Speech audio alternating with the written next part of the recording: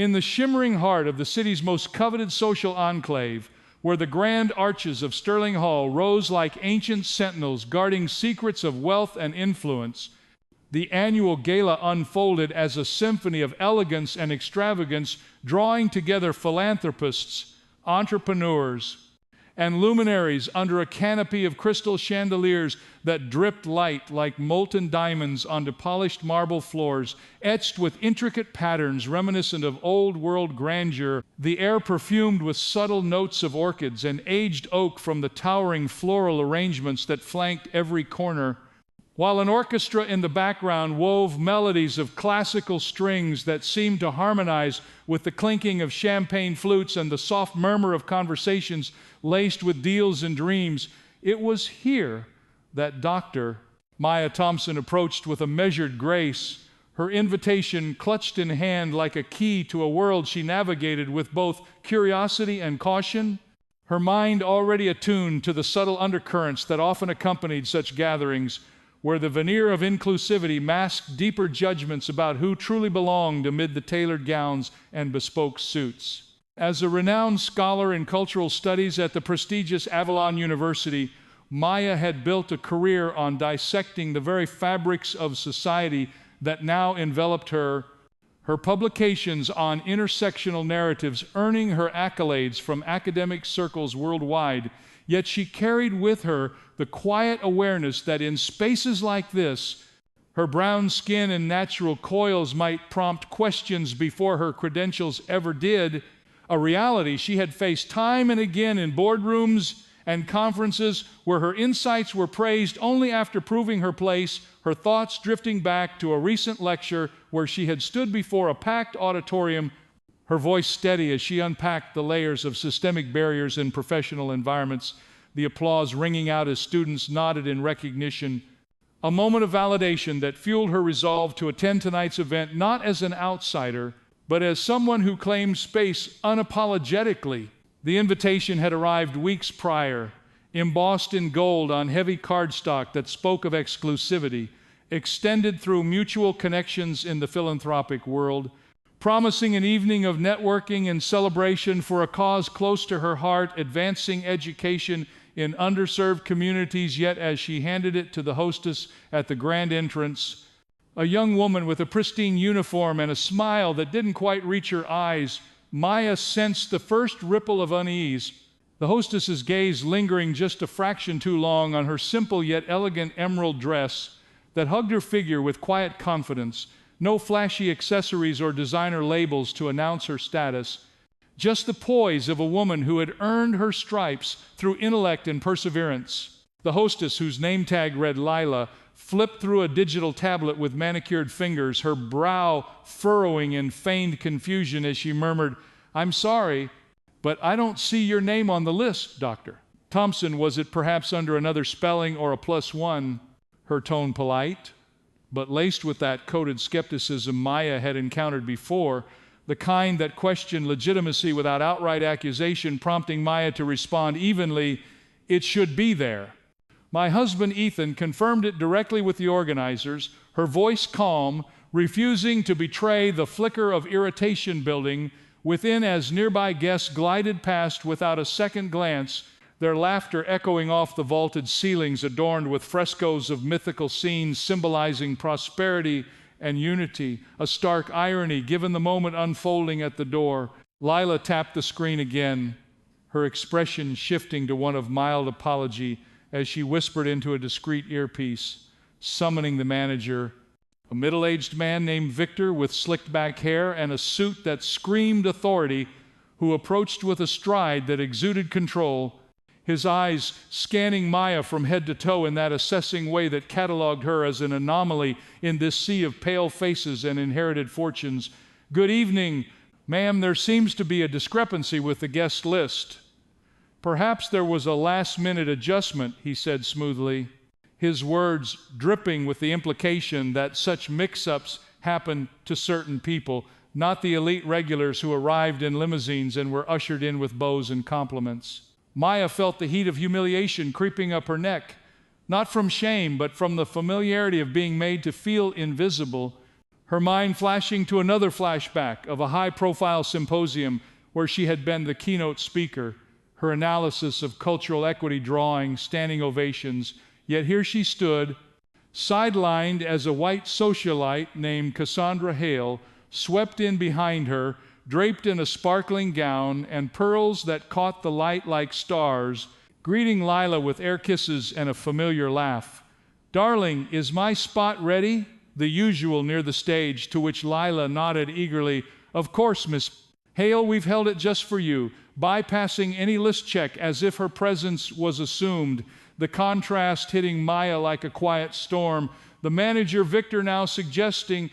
"We can perhaps find you a standing area in the lounge until we sort this out," his tone condescending, as if offering a consolation prize to someone who didn't quite measure up. Whispers from the crowd began to filter in, subtle but piercing, a group of attendees nearby murmuring just loud enough to be overheard.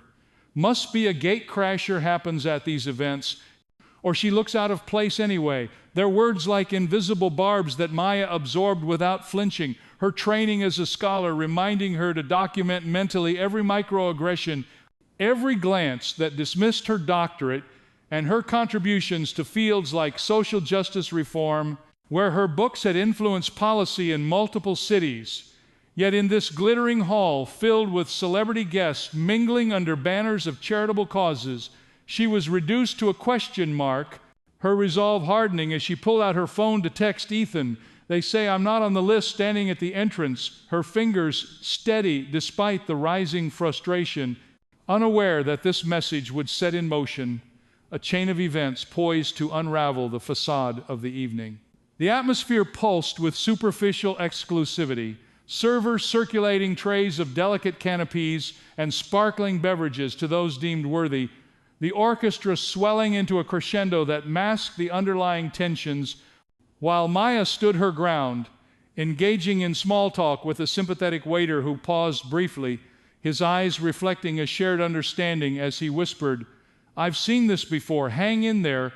a fleeting alliance amid the complicity of the crowd, who continued their networking oblivious or indifferent to the exclusion playing out at the threshold, Victor now gesturing for security with a subtle nod, his impatience growing as Maya refused to budge,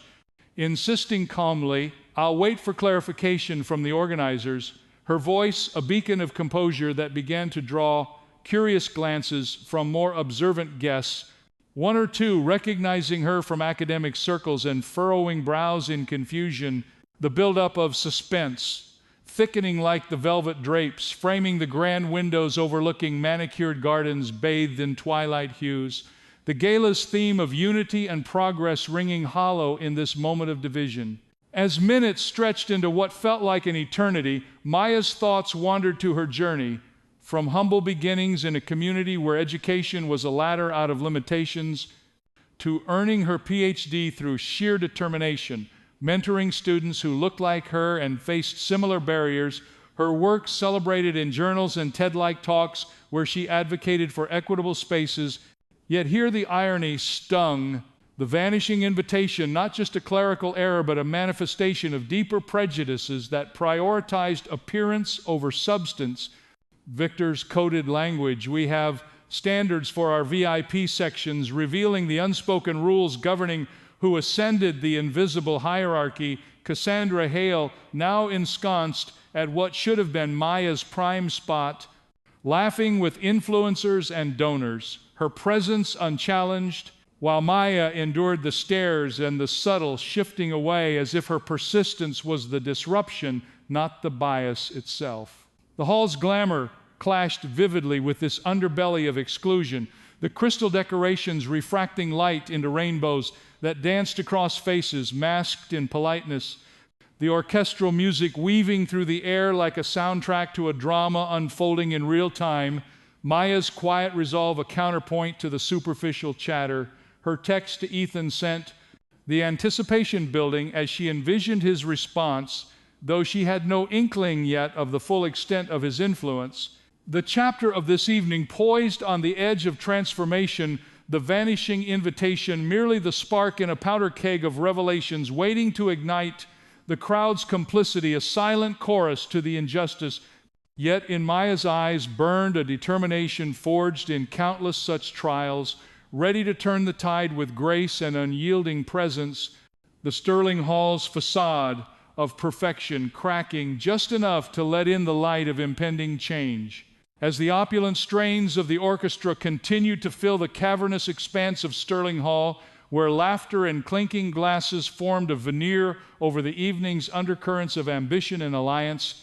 Ethan Thompson sat in the sleek confines of his downtown office, the city skyline sprawling beyond floor-to-ceiling windows like a canvas of ambition, realized, his fingers drumming absently on a polished mahogany desk cluttered with holographic displays of market trends and venture projections, his mind a whirlwind of calculations that had propelled him from a modest tech startup in a garage to a billionaire force in innovative industries, his empire built on algorithms that predicted consumer behavior and platforms that connected global networks. Yet tonight, as the notification chime pierced the quiet hum of his private sanctuary, Ethan's focus shattered like fragile code encountering an unexpected error. The message from Maya reading simply, "They say I'm not on the list, standing at the entrance," words that ignited a controlled fury within him.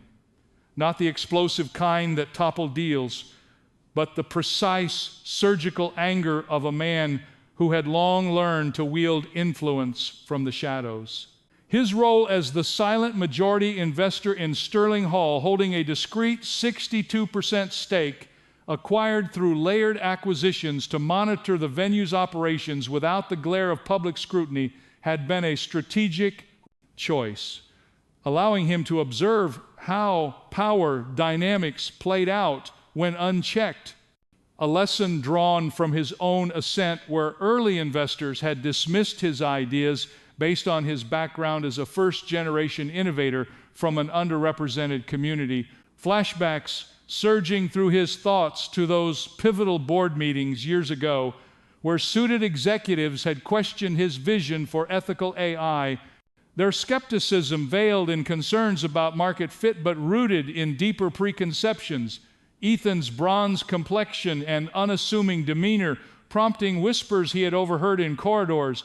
fueling his determination to build an empire that prioritized integrity over appearances, his marriage to Maya a cornerstone of that journey, their bond forged in university halls where her scholarly insights on cultural equity complemented his technological pursuits, shared evenings debating systemic reforms over quiet dinners that solidified their partnership as one of mutual elevation, now tested by this affront that struck at the heart of what they both fought against. Ethan's response was immediate and methodical, his fingers flying across a secure tablet to access the venue's back-end systems, credentials he had embedded during the investment phase, granting him real-time oversight of guest logs, security feeds, and communication channels,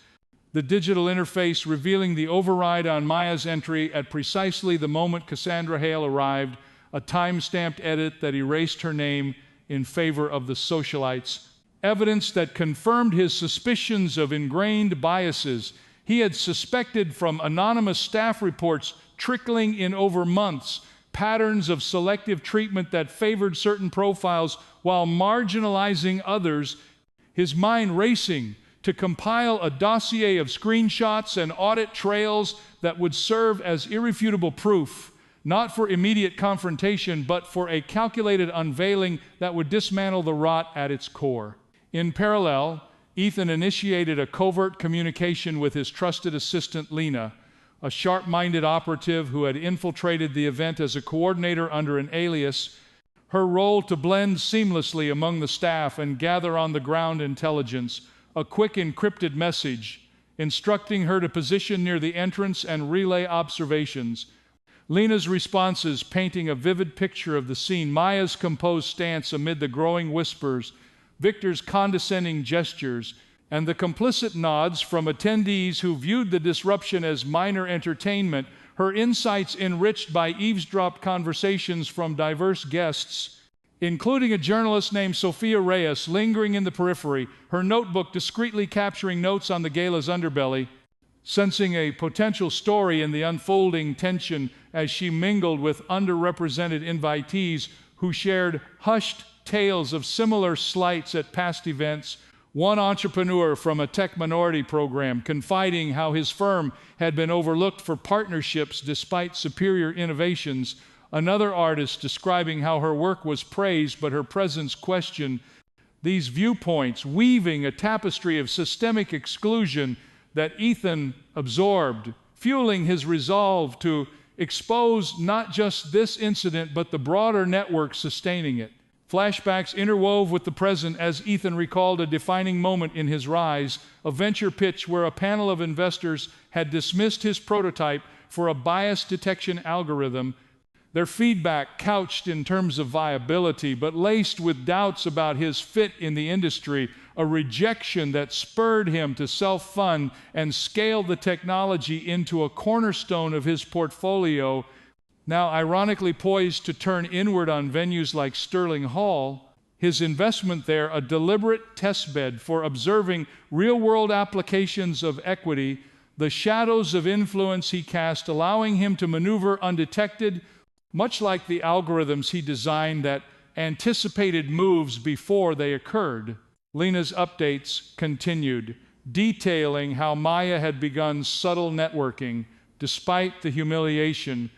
engaging a sympathetic waiter in conversation that revealed internal staff frustrations with Victor's preferential policies, alliances forming in whispers that Ethan noted for future leverage,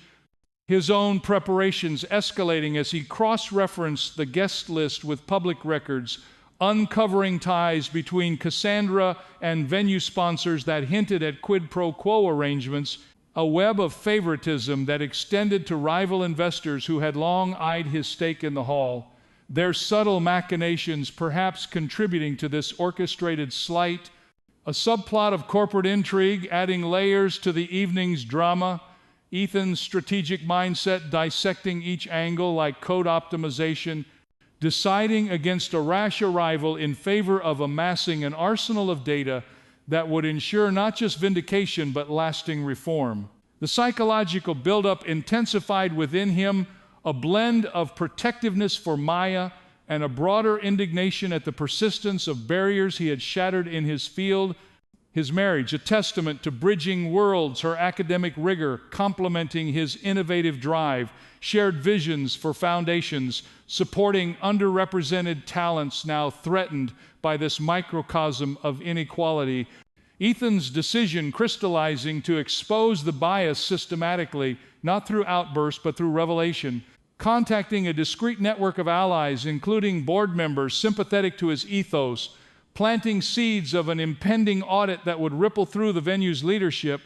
the shadows of his influence deepening as he prepared to step into the light, the gala's facade of harmony cracking under the weight of unseen forces. Ethan's final message to Lena, instructing her to ensure Maya's comfort without alerting suspicion. The stage set for a reckoning born from calculated patience and unyielding principle, the chapter weaving through internal strategies and external observations without retracing the initial erasure, each element a fresh thread in the narrative's evolving tapestry of empowerment and exposure. As the electric hum of Ethan's prototype autonomous vehicle sliced through the evening air outside Sterling Hall, its sleek obsidian frame reflecting the gala's exterior lights like a mirror to the venue's own facade of untouchable splendor, the doors parted with a whisper of innovation, allowing him to step out with the unhurried confidence of a man who engineered outcomes long before they unfolded, his arrival not announced by fanfare but by the subtle shift in the valet's posture, who recognized the custom model as a symbol of cutting-edge power, Ethan's dark suit blending seamlessly with the night as he strode toward the entrance, his mind, a calibrated machine, processing the data streams from his earlier investigations, ready to deploy them in a confrontation that would echo far beyond the hall's gilded walls, the orchestra's melody inside momentarily faltering as if sensing the impending disruption, guests turning heads in curiosity at the newcomer whose presence carried an aura of authority that demanded attention without a word. Inside, Maya caught sight of him through the throng, her composure a shield that now gained reinforcement, Ethan's eyes locking onto hers with a nod of solidarity before he addressed the cluster around Victor, his voice resonating like a command prompt in a silent system.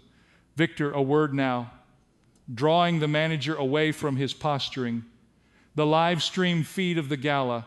intended for virtual attendees and sponsors, capturing the exchange as Ethan presented his tablet screen displaying the tampered logs. Explain this override. Maya's confirmed entry deleted at the exact timestamp Cassandra arrived. Coincidence or policy? Victor's face paling under the chandelier glow, stammering denials that crumbled under the weight of timestamps and metadata, the crowd's murmurs swelling into a buzz as Ethan raised his voice just enough to carry,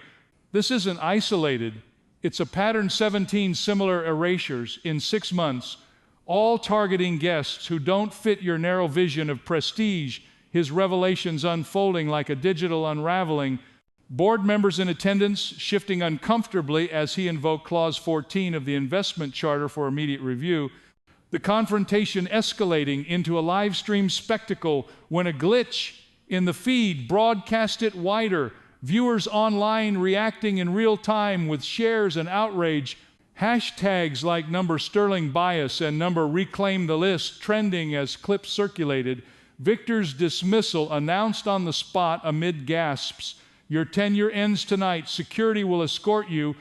Ethan's command final. The manager's exit, a defeated shuffle through a sea of judgmental stares, the immediate consequences rippling as sponsors whispered withdrawals and allies rallied behind Maya, who stepped forward to deliver an impromptu address from the stage, her words measured yet piercing. Tonight wasn't about one invitation. It's about the countless erasures that go unchallenged. Let's build spaces where worth isn't measured by appearance but by contribution. Her speech met with applause that drowned out the orchestra, the viral leak amplifying it to millions, media outlets picking up the story with headlines flashing across screens worldwide. In the hours following, the fallout cascaded like a digital avalanche, public apologies flooding in from involved elites, Cassandra issuing a statement via her publicist.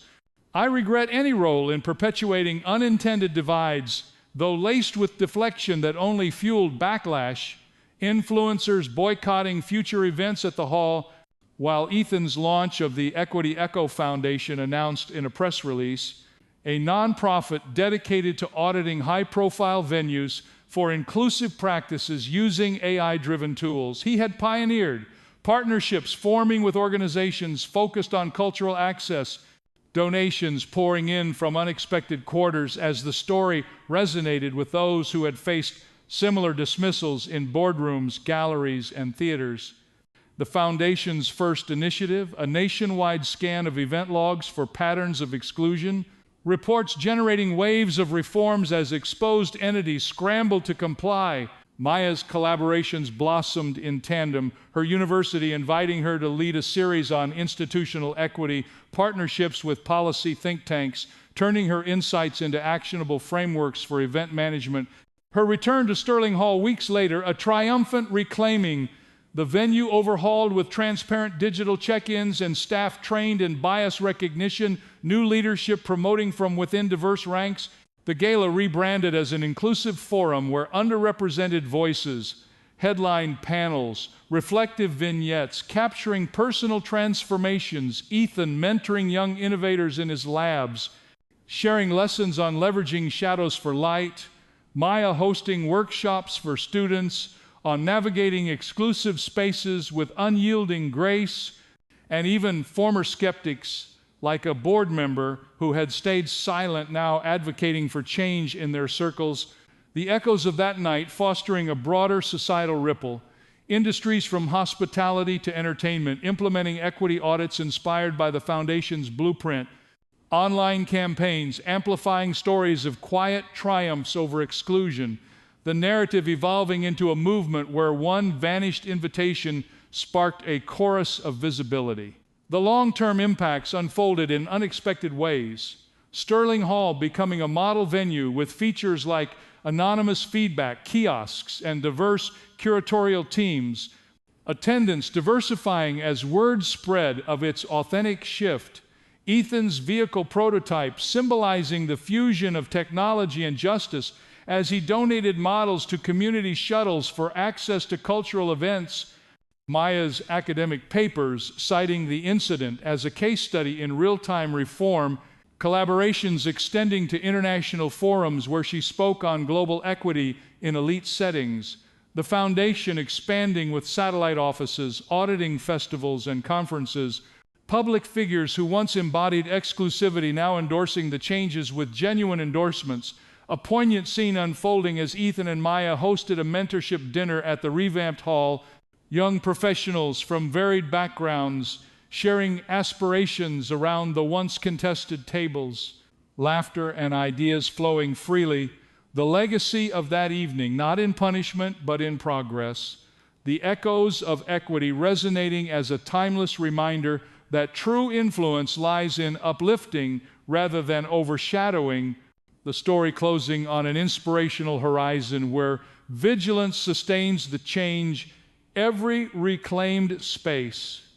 a testament to the power of principled action in transforming shadows into shared light.